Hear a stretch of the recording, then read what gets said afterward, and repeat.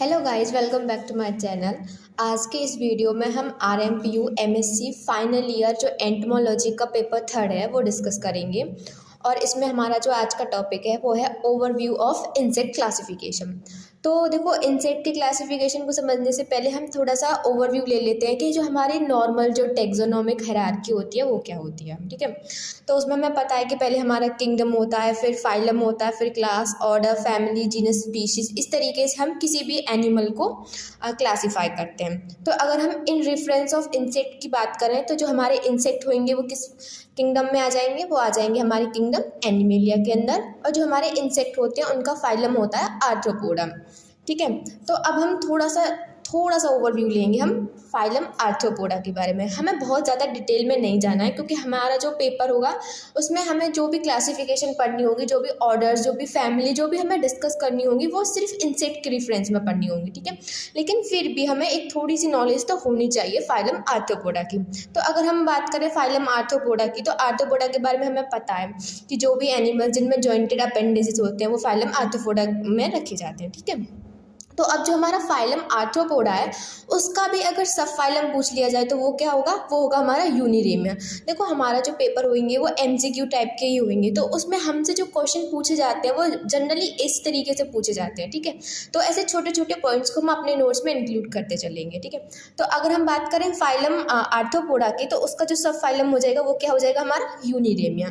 जो हमारा phylum arthropoda होता है उसकी 6 क्लासेज होती हैं, जैसे कि ट्राइलोबाइट्स एक हमारे वो आर्थ्रोपोड्स हैं जो कि अब एक्सटिंक्ट हो चुके हैं। ठीक है, जिसमें हमारे ट्राइलोबाइट्स उनका एग्जाम्पल आ जाता है। फिर आ जाते हैं हमारे ओनिकोफोरा, ये हमारी दूसरी क्लास होती है आर्थ्रोपोडा की, जिसमें हमारे क्लॉ बियरिंग जो आर्थ्रोपोड्स होते हैं, जैसे कि पेरीपेटस। आई होप आपने इसका डायग्राम भी देखा होगा पेरीपेटस का अपने प्रैक्टिकल्स की फाइल वगैरह में। ठीक है, तो वो आ जाते हैं। फिर आ जाते हैं हमारे क्रस्टेशियंस कौन से होते हैं, जिनके ऊपर शेल की कवरिंग होती है, जैसे कि हमारा प्रोन होता है। ठीक है, उसको हम क्रस्टेशिया क्लास में रख देते हैं। फिर आ जाते हैं हमारे अरेक्निडा जो क्लास होती है आर्थ्रोपोडा की, उसमें आ जाते हैं हमारे वही स्पाइडर्स, स्कॉर्पियंस वगैरह, ये सब आ जाते हैं, जिनमें जो हमारा एंटीना होता है वो क्या होता है, एब्सेंट होता है। फिर जो हमारी 5th क्लास आ जाती है वो हो जाती है माइरीपोडा के अंदर हमारी सेंट्रीपीड्स, मिलीपीड्स, ये सब आ जाते हैं। और जो हमारी लार्जेस्ट क्लास होती है आर्थ्रोपोडा की वो होती है हमारी क्लास इंसेक्टा। और एंटोमोलॉजी में ऑफकोर्स हम इंसेक्ट्स के बारे में ही पढ़ते हैं। ठीक है, तो ये तो एक ओवरव्यू था हमारे आर्थ्रोपोड्स के बारे में। अब हमको इंसेक्ट्स को क्लासीफाई करना है तो कुछ जनरल कैरेक्टर्स जो इंसेक्ट्स के होते हैं वो भी हमें पता होनी चाहिए, राइट।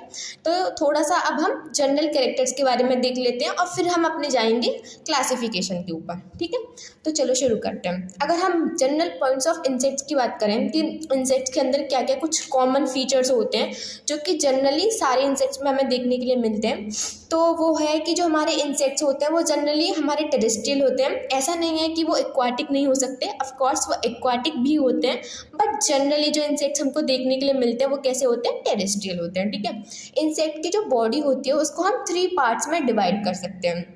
पहला होता है हमारा हेड, फिर होता है थोरेक्स, फिर एब्डोमेन। अगर हम इनमें सेगमेंट्स, नंबर ऑफ सेगमेंट्स की बात करें तो जो हमारा हेड होता है उसमें 6 सेगमेंट्स होते हैं, जबकि जो थोरेक्स होगा उसमें 3 सेगमेंट्स होते हैं।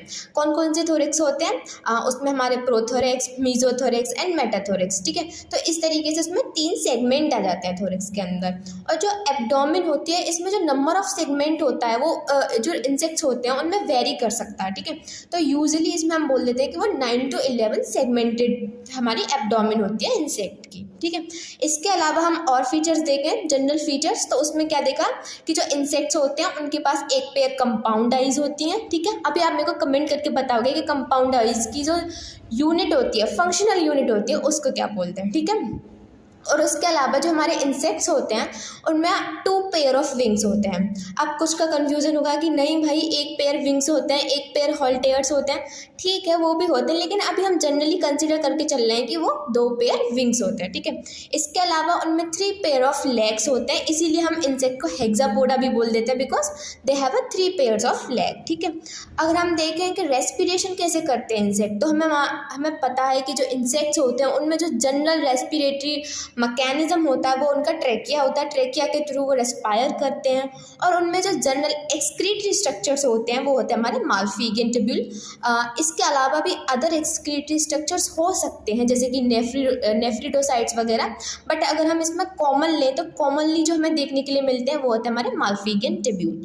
इसके बाद हम बात करें कि जो हमारे इंसेक्ट होते हैं उनके ब्रेन होता है उसको कितने पार्ट्स में डिवाइड कर सकते हैं, तो उसको हम 3 पार्ट्स में डिवाइड कर सकते हैं जैसे कि प्रोटोसेरिब्रम, ड्यूटोसेरिब्रम एंड ट्राइटोसेरिब्रम। ठीक है, अब बात करें हम उसके इंसेक्ट के रिप्रोडक्टिव सिस्टम के बारे में, तो जनरली जो रिप्रोडक्टिव जो हमें वो देखने के मिलते हैं सेगमेंट्स होते हैं, तो जो अगर हम मेल की बॉडी की बात करें तो उसमें जो 9th सेगमेंट होता है वो उसमें उसके जेनाइटल जो भी अपर्चर्स वगैरह होते हैं वो सब प्रेजेंट होते हैं। और अगर हम फीमेल की बात करें तो उसका जो एब्डोमेन का 8th और 9th सेगमेंट होता है उसमें क्या प्रेजेंट होते हैं, उसका जो भी रिप्रोडक्टिव ऑर्गन्स होते हैं वो प्रेजेंट होते हैं। ठीक है, तो ये तो एक थोड़ी समरी थी, हमने समरी ली कि किस तरीके से हम पूरे मतलब इंसेक्ट के बारे में हमने जनरल फीचर्स लिए, हमने थोड़ा आर्थ्रोपोडा के बारे में लिया। अब हम थोड़ा सा जाएंगे about the classification of insects के बारे में। ठीक है, तो देखो जो हमारी पहली क्लासिफिकेशन थी ना इंसेक्ट्स की वो उन्होंने दी थी लीनियस जो थे, ऑफकोर्स उनका हम टेक्सोनॉमी में भी बहुत सारे कंट्रीब्यूशन पढ़ते हैं।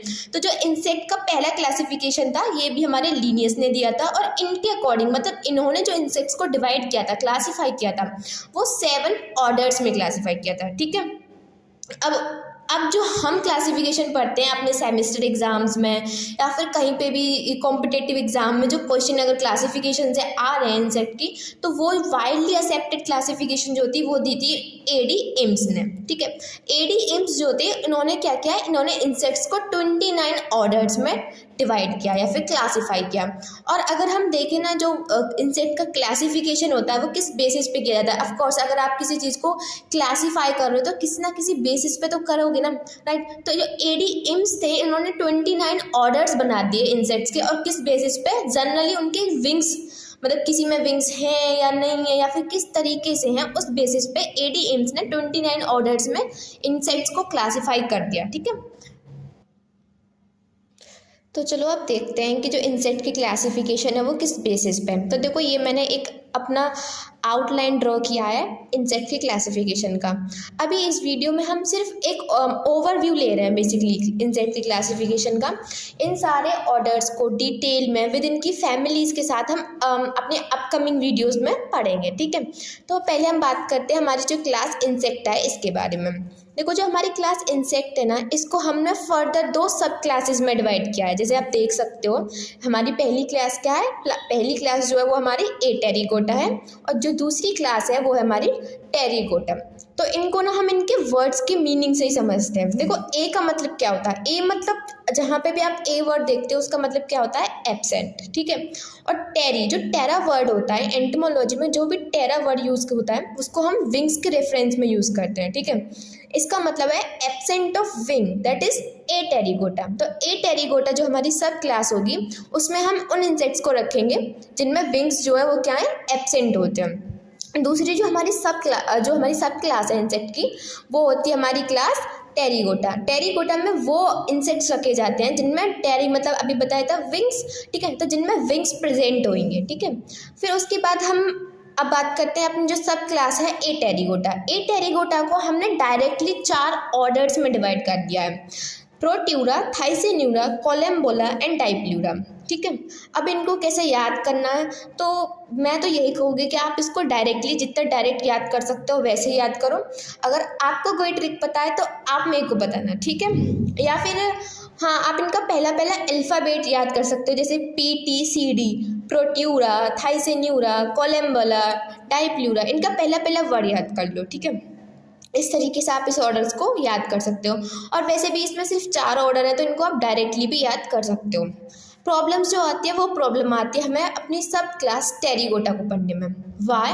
बिकॉज टेरिगोटा को हमने डायरेक्टली ऑर्डर्स में डिवाइड नहीं किया है। पहले हम बोल सकते हैं इसको हमने सुपर ऑर्डर्स या फिर डिविजन्स में डिवाइड किया है, जैसे एक्सोटेरिगोटा और इंडोटेरिगोटा। देखो एक्सो का मतलब क्या हो गया, आउटसाइड, एक्सटर्नल, राइट, और इंडो का मतलब इंटरनल, अंदर की तरफ से, राइट। तो इसमें क्या होगा, जो एक्सोटेरिगोटा होंगे उनमें जो विंग बर्ड अपीयर होगी वो हमारे एक्सटर्नल स्ट्रक्चर्स, बॉडी के जो भी एक्सटर्नल स्ट्रक्चर्स होंगे वहाँ से डेवलप होते हैं हमारे विंग्स, ठीक है। और इंडोटेरिगोटा में जो विंग्स होंगे वो बॉडी के इंटरनल स्ट्रक्चर्स होंगे उनसे डेवलप होते हैं। और इनका जो मेन डिफरेंस है उसको हम आगे और वीडियो में पढ़ेंगे। पहले हम इनके ऑर्डर्स देख लेते हैं। आप इसको इस तरीके से अपनी कॉपी में ड्रॉ करो, फिर या फिर आप इनको कहीं पे भी ऐसे पेस्ट कर लो और फिर इनको आप लर्न करने की कोशिश करो, और कोशिश करो कि आप डायरेक्टली इनको एज इट इज ही याद कर पाओ, ठीक है। एक दो बार करोगे तो हो जाएगा फिर, ठीक है। अब हम शुरू करते हैं अपने एक्सोटेरिगोटा के ऑर्डर्स को। देखो अभी मैंने आपको बताया था कि जो एबी इम्स थे उन्होंने इंसेक्ट्स को 29 ऑर्डर्स में डिवाइड किया था, ठीक है। तो 4 ऑर्डर्स तो हमने यहाँ पे पढ़ लिए एटेरिगोटा के, प्रोट्यूरा, थाइसेन्यूरा, कोलम्बेला, डाइप्लूरा। अभी हमें बचे हुए जो भी ऑर्डर्स हैं इनको हम यहाँ कवर कर लेंगे। जैसे एक्सोटेरिगोटा जो होता है, जो हमारा डिवीजन है या फिर सुपर ऑर्डर है, इसको फर्दर हमने कितने 16 ऑर्डर्स में डिवाइड किया। और जो हमारे इंडोटेरिगोटा होते हैं इनको हमने 9 ऑर्डर्स में डिवाइड कर दिया। तो एक बार इन ऑर्डर्स के नाम भी देख लेते हैं, ठीक है। इनको मैंने तो ऐसे याद किया था, जैसे मैंने ओ ई पी जी ZPP, मैंने कुछ ऐसे मतलब इनके पहले वर्ड याद किए और फिर मेरे को ये सारे ऑर्डर्स लर्न हो गए। तो आप भी ऐसे ही कर सकते हो। आप एक बार आप इसको अपनी कॉपी में ड्रॉ करना। तो पहले देख लेते हैं इनके ऑर्डर्स के नाम क्या क्या हैं, ठीक है। ऑडोनेटा, एफिमेरोप्टेरा, प्लेकोप्टेरा, ग्राइलोब्लेटोइडिया, जोरोप्टेरा, सोकोप्टेरा। देखो इसमें से क्वेश्चन बन जाते हैं कि वो उसमें पूछ लिया जाएगा कि जो इंसेक्ट है उसका स्मॉलेस्ट ऑर्डर कौन सा है। तो इंसेक्ट का सबसे स्मॉलेस्ट ऑर्डर जो है वो है हमारा जोरोप्टेरा, ठीक है। फिर आ जाएगा हमारा सोकोप्टेरा, फिर आ जाएगा हमारा फिथियोप्टेरम। देखो जो हमारा, जब हम कोई किसी भी स्टैंडर्ड बुक में कोई क्लासिफिकेशन देखते हैं तो उसमें वहाँ पे मेलोफेगा लिखा होता है, लेकिन जो हमारा सिलेबस है उसमें फिथियोप्टेरा दिया हुआ है, उसमें एनोप्लूरा और मेलोफेगा दोनों को पढ़ना है। तो फिर वहाँ पे समझ में नहीं आता सिलेबस में कि जो फिथियोप्टेरा ये कौन सा ऑर्डर है, क्योंकि वहाँ पे तो हमारी स्टैंडर्ड बुक्स में ये नाम नहीं दिए होते। तो बस उसी को सिंप्लीफाई करने के लिए मैंने ये चार्ट ड्रॉ किया है, ठीक है। तो आपको क्लियर हो सके कि हमें कौन से ऑर्डर्स अपने सेमेस्टर के एग्जाम में पढ़ने हैं, ठीक है। फिर आ जाएगा हमारा सिफनक्यूलेटा, फैसमीडिया, इम्बोइप्टेरा, टर्मेप्टेरा, ऑर्थोप्टेरा, डिक्टियोप्टेरा। अगेन जो हमारा डिक्टियोप्टेरा है इसको फर्दर हमने 2 सब ऑर्डर्स में, आप कह सकते हैं 2 सब ऑर्डर्स में डिवाइड कर दिया, जैसे ब्लेटेनेरिया, मेंटोइडिया। और आपको ये सब पढ़ने हैं अपने सेमेस्टर एग्जाम में, ठीक है। फिर आ जाएगा हमारा आइसोप्टेरा, थाइसेनोप्टेरा और हेमिप्टेरा। एंड फर्दर हेमिप्टेरा को 2 में डिवाइड कर दिया, होमोप्टेरा एंड हेटेरोप्टेरा, ठीक है। सेम विद दिस, अगर हम बात करें जो हमारे इंडोटेरिगोटा होते हैं, इंडोटेरिगोटा को हमने कितने ऑर्डर्स में डिवाइड कर दिया, 9 ऑर्डर्स में। आप इनको ऐसे याद करो, LHC, कोई ट्रिक बना लो, LHC मतलब लेपिडोप्टेरा, हिम्नोप्टेरा, कोलियोप्टेरा। और जो कोलियोप्टेरा जो है वो हमारा लार्जेस्ट ऑर्डर है। अभी हमने बात की थी कि हमारा स्मॉलेस्ट ऑर्डर कौन सा है, वो है हमारा जोरोप्टेरा। वही हमारा जो लार्जेस्ट ऑर्डर कौन सा है वो कौन सा हो जाएगा, कोलियोप्टेरा। फिर आ जाता है हमारा डिप्टेरा, इसके बाद आ जाता है सिफनेप्टेरा। सिफनेप्टेरा को हम एफिनेप्टेरा बोल देते हैं, ठीक है। फिर आ जाएगा हमारा मेकोप्टेरा, स्टेप्सिप्टेरा, ट्राइकोप्टेरा एंड न्यूरोप्टेरन, ठीक है। अभी ये जो मैंने इनको हाईलाइट किया है, मैंने जितनी ऑर्डर्स को मैंने हाईलाइट किया है ना, सिर्फ उन्हीं ऑर्डर्स को आपको अपने सेमेस्टर एग्जाम में पढ़ना है। और सिर्फ ऑर्डर्स नहीं, आपको इनकी फैमिलीज भी पढ़नी है, ठीक है। जो ऑर्डर्स जैसे कि ये मेकोप्टेरा हो गया, स्टेप्सिप्टेरा हो गया, न्यूरोप्टेरा हो गया, इनको मैंने हाईलाइट नहीं किया है। इसका मतलब क्या है कि आपको इन ऑर्डर्स को अपनी सेमेस्टर के लिए नहीं पढ़ना है, बट एक ओवरव्यू आपको सारे ऑर्डर्स का पता होना चाहिए कि कौन से एक्सोटेरा में कौन से ऑर्डर्स आ रहे हैं, इंडोटेरिगोटा में कौन से ऑर्डर आ रहे हैं, तो ये तो आपको पता होना चाहिए, ठीक है। इसके बाद अब हम देख लेते हैं अपना एक कंपैरिजन किस किस के बीच में। पहले हम कंपैरिजन देखेंगे एटेरिगोटा और टेरिगोटा के बीच में। जैसे एटेरिगोटा मैंने बताया कि इनमें एब्सेंट ऑफ विंग्स होती है, ठीक है। तो ये प्राइमरली विंगलेस होते हैं, जो कि मतलब ये ऐसे एंसिस्टर से इवॉल्व हुए हैं जिनमें विंग होते ही नहीं है, ठीक है। अब टेरिगोटा, ये जो हमारे टेरिगोटा जिनमें विंग्स प्रेजेंट हैं, देखो ये प्राइमरली विंगलेस ये जो होंगे वो प्राइमरली विंगलेस होंगे, मतलब इनके एंसिस्टर में तो विंग है ही नहीं। ये जो होते हैं या तो इनमें विंग्स तो होंगे, या तो वो सेकेंडरी विंगलेस होंगे, या फिर इनमें विंग मतलब through out the life present हो सकता है, या फिर ऐसा हो सकता है कि लार्वा में जो विंग्स थे फिर एडल्ट में वो एब्सेंट हो गए, तो इनको बोल देते हैं हम सेकेंडरी विंगलेस, ठीक है। यहाँ पे क्या है, यहाँ पे जो हमारे एटेरिगोट्स होते हैं उनमें जनरली मेटामॉर्फोसिस जो होती है वो एब्सेंट होती है। मेटामॉर्फोसिस क्या होती है, एक लाइफ स्टेज से जब दूसरी लाइफ स्टेज में जाते हैं तो उसी को हम मेटामॉर्फोसिस बोलते हैं, उस प्रोसेस को, ठीक है। तो जो हमारे एटेरिगोट्स होते हैं इनमें मेटामॉर्फोसिस या तो कम्प्लीटली एब्सेंट होगी या फिर होगी भी तो बहुत कम होगी, स्लाइटली होगी, ठीक है। जबकि जो हमारे टेरिगोट इंसेक्ट होते हैं वो कंप्लीट जो मेटामॉर्फोसिस होती है उसको शो करते हैं, ठीक है। इसके बाद अगर हम बात करें जो मैंडिबुलर आर्टिकुलेशन होता है हेड का, वो कैसा होता है, वो होता है हमारे मोनोकोंडाइलिक, हमें पता है। अगर हम ह्यूमंस की बात करें तो ह्यूमंस कैसे होते हैं, डाइकोंडाइलिक होते हैं, राइट। तो जो हमारे एटेरिगोट्स होते हैं इनमें सिर्फ एक ही कॉन्डाइल प्रेजेंट होता है, मतलब इनका जो हेड का आर्टिकुलेशन होता है वो मैंडिबुलर के साथ वो कैसा होता है, मोनोकोंडाइलिक होता है। और जो टेरिगोट्स होते हैं वो कैसे होते हैं, dicondylic, similar to human, but हाँ ये ह्यूमन नहीं है, लेकिन हम याद कर सकते हैं ऐसे कि हाँ जो टेरिगोटा होते हैं वो हमारे जैसे होते हैं तो उनको हम डाइकोंडाइलिक होते हैं, ठीक है। फिर आ जाते हैं प्लूरल सल्कस। प्लूरल सल्कस क्या होता है, जैसे आपने अगर मॉर्फोलॉजी वाले पेपर में सूचर्स पढ़े होंगे तो सेम वैसा ही है, ठीक है। तो जो प्लूरल सल्कस होते हैं थोरेक्स में वो एब्सेंट होते हैं और टेरिगोटा में क्या वो प्रेजेंट होते हैं। जो प्रीजेनाइटल एब्डोमिनल अपेंडेजेस, देखो प्रीजेनाइटल मतलब अभी हमने पढ़ा था ना कि जेनाइटल अपेंडेजेस कौन कौन से एब्डोमिन के सेगमेंट में प्रेजेंट होते हैं जब हम जनरल कैरेक्टर पढ़ रहे थे। तो उनसे आगे वाले जो एब्डोमिनल में जो भी अपेंडेजेस प्रेजेंट होते हैं उनको हम बोल देते हैं प्रीजेनाइटल एब्डोमिनल अपेंडेजेस, ठीक है। तो वो जो एटेरिगोट्स होते हैं इनमें प्रेजेंट होते हैं और जो टेरिगोट्स होते हैं उनमें क्या एब्सेंट होते हैं, ठीक है। तो ये एक थोड़ा सा हमने कुछ पॉइंट पे डिफरेंस देख लिया एटेरिगोट और टेरिगोट्स के बारे में। इससे ज़्यादा आई डोंट थिंक सो कि पूछा जाता है, ठीक है। बस ये बेसिक सी चीज़ें ही पूछी जाती हैं और ये काफ़ी होता है, मतलब मोर देन सफिशिएंट होता है पेपर के लिए इनमें पढ़ना, ठीक है। इसके बाद हम कुछ डिफरेंस देख लेते हैं एक्सोटेरिगोटा और इंडोटेरिगोटा के बारे में। एक्सोटेरिगोटा और इंडोटेरिगोटा का मेन डिफरेंस हमने डिस्कस कर लिया, बट और थोड़े से पॉइंट पर हम डिस्कस कर लेते हैं, ठीक है। अगर हम विंग का डेवलपमेंट देखें तो ये एक्सटर्नल रीजन से होंगे और ये इंटरनल रीजन से होते हैं, ठीक है। अगर हम नंबर ऑफ ऑर्डर्स की बात करें, ये हमने देख लिया, इसमें 16 ऑर्डर्स होते हैं और इधर 9 ऑर्डर्स होते हैं, ठीक है। अब यहाँ पे आ जाता है टाइप ऑफ मेटामॉर्फोसिस। देखो अभी हमने बात की थी कि टेरिगोटा में मेटामॉर्फोसिस जो होती है वो प्रेजेंट होती है, ठीक है। अब इसी को तो फर्दर हमने एक्सोटेरिगोटा और इंडोटेरिगोटा में डिवाइड किया है।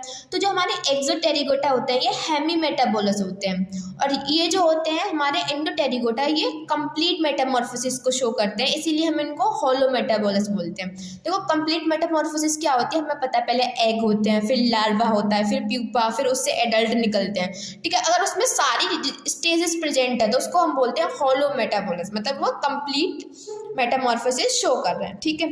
यहाँ पे जो एक्सोटेरिगोट होते हैं इनमें जो इमेच्योर स्टेजेस होती है उनको हम नियार या फिर निम्फ बोलते हैं, जबकि इंडोटेरिगोटा में जो इमेच्योर स्टेजेस होती है उनको हम लार्वा बोलते हैं। और जो एक्सोटेरिगोट है इनमें प्यूपल स्टेज एब्सेंट है, ऑफ कोर्स इसीलिए तो हमने कहा कि इनमें इनकम्प्लीट मेटामॉर्फोसिस शो हो रही है, ठीक है। जबकि जो हमारे इंडोटेरिगोटा हैं इनमें क्या प्यूपल स्टेजेस जो है वो प्रेजेंट होती है। तो बस यही एक छोटा सा ओवरव्यू था इंसेक्ट्स का क्लासिफिकेशन के बारे में। आगे वाली वीडियोस में हम 1 बाय 1 सारे ऑर्डर्स को भी पढ़ेंगे और फैमिलीज़ को भी पढ़ेंगे। So thank you.